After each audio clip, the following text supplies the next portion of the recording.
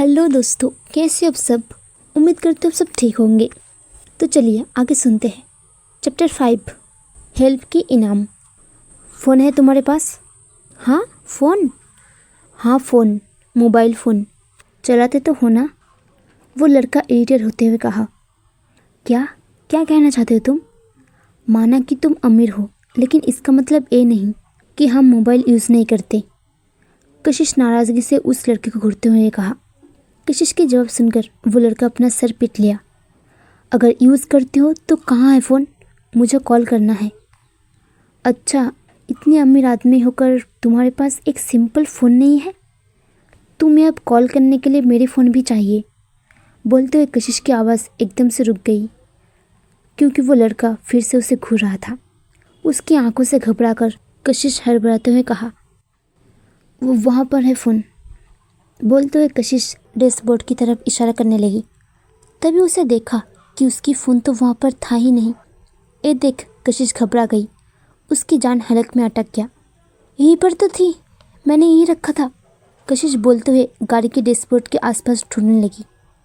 ढूंढते हुए कशिश ने देखा उसकी फ़ोन ड्राइविंग सीट के पैरों के पास पड़ी हुई थी। ये देखकर वो चिल्लाते हुए कहा, ओह नो, मेरी फ़ोन! तुम जल्दी से अपना पैर हटाओ। कशिश की चीख सुनकर वो लड़का अपना पैरों के पास देखा तो वहाँ पर फ़ोन देखकर वो झुककर उठाया। कशिश उसके हाथ से फ़ोन छीन लिया। दिखा मुझे क्या हुआ। अगर मेरी फ़ोन में एक भी स्क्रैच आया ना तो मैं तुम्हारे मुंह तोड़ दूंगी। और मेरी प्यारी फ़ोन, तुम्हें कुछ हुआ तो नहीं? बोलते हुए कशिश अपने फ़ोन को उलट पलट कर देखने लगी। थैंक गॉड कुछ नहीं हुआ, वरना मैं मम्मी को क्या कहती। कशिश की ऐसी हरकत देखकर वो लड़का इरिटेट होकर अपना लंबा हाथ बढ़ाकर उसके फ़ोन को छीन लिया और घूरते हुए बोला, क्या है इसका पासवर्ड? अरे मैं तुम्हें अपना पासवर्ड क्यों बताऊँ? दो, मैं खोल लेती हूँ। कशिश अपना फ़ोन अनलॉक करके उस लड़के के हाथों में थमा दिया। वो लड़का नंबर डायल करके किसी को कॉल लगा दिया। कुछ ही रिंग में दूसरी तरफ से कॉल पिक होते ही वो लड़का अपना गंभीर आवाज़ में कहा, जय, मैं। दूसरी तरफ से हड़बड़ाहट और घबराहट भारी आवाज़ में कहा, सर आप कहाँ पर हो? मैंने आपके नंबर में कितनी कॉल लगाया, लेकिन फ़ोन स्विच ऑफ आ रहा है। वो लड़का उसके सवालों का बिना कोई जवाब देते हुए ऑर्डर दिया, इस नंबर को ट्रेस करके अभी इसी वक्त यहाँ पर पहुँचो। लड़के के कहते ही दूसरी तरफ से आवाज़ आया, मैं अभी गाड़ी भेजता हूँ। फिर वो लड़का झट से कॉल कट कर दिया और फ़ोन को कशिश के हाथ में रखकर टोंट भरी आवाज़ में कहा, अब अपने फ़ोन का जितना हो सके अच्छी तरह से चेक कर लो। लेकिन कशिश के कान में उसकी आवाज़ जैसे नहीं पड़ा।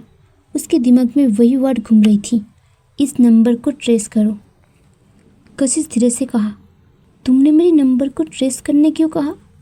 वो लड़का अपने पैंट की जेब से एक रुमाल निकालते हुए कहा, मुझे घर भी जाना है। घर जाने से मेरे नंबर ट्रेस करने का क्या मतलब है? कशिश ने कहा। वो लड़का बिना कुछ बोले रुमाल में चेहरा पूछने लगा, हेलो, मैं तुम्हें कुछ पूछ रही हूँ, तुम मेरे नंबर ट्रेस करके क्या करोगे? क्या तुम सच में कोई क्रिमिनल हो? शट अप, एकदम चुपचाप बैठो, मुझे तुम्हारी आवाज़ सुनाई नहीं देना चाहिए। लड़का एकदम से गुस्से में कहा।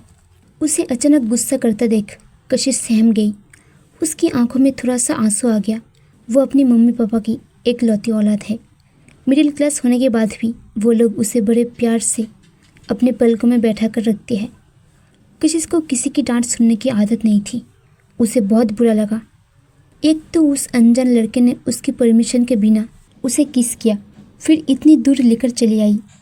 अब जब उसकी फ़ोन से कॉल किया तो क्या उसकी सिर्फ इतनी पूछने की हक नहीं है? ये सोचकर कशिश की आंखों में आंसू आने लगे, लेकिन वो आंसू को बाहर नहीं निकलना दिया। वो खुद को उस आदमी के सामने कमज़ोर नहीं दिखा सकते। उन दोनों में आगे कोई बात नहीं हुई। कुछ समय बीत गई।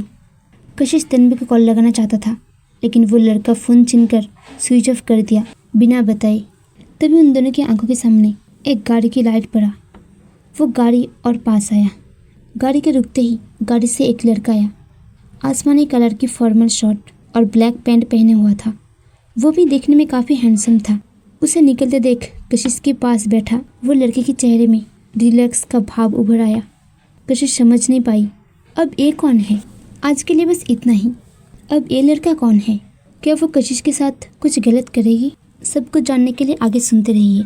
सी यू नेक्स्ट चैप्टर। बाय।